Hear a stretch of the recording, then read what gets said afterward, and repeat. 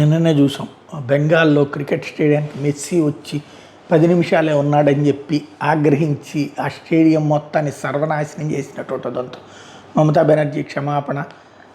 ఆ తర్వాత హైదరాబాద్కు వచ్చి మెస్సీ రేవంత్ రెడ్డితో ఆడటం, రేవంత్ రెడ్డి టీం గెలవటం, తర్వాత మెస్సీ అక్కడే ఫలక్నుమా ప్యాలెస్లో ఉండి పొద్దునకి వెళ్ళటం, ఇదంతా ఒక ఎత్తు అయితే ఇప్పుడు అంటే ఫుట్బాల్ వైపుకి భారతదేశంలో మళ్ళీ మొగ్గు చూపుతారా? తాజాగా మేఘాలయ అతి మారుమూల ప్రాంతం 732 కోట్లతో భారతదేశంలోనే అతిపెద్దదైనటువంటి స్టేడియం కడుతుంది. 40,000 మంది అక్కడ ఉండటానికి వీలుగా ఉండేటటువంటిది, అంటే 40,000 మంది కూర్చుని చూడొచ్చు అనమాట.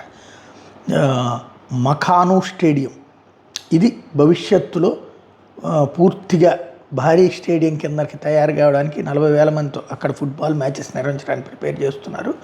732 కోట్లు దీనికి కేటాయించారు. Top infrastructure, grass pitch, gyms, అలాగే మల్టీపర్పస్ యూటిలిటీసు అక్కడ ఏర్పాటు చేస్తున్నారు.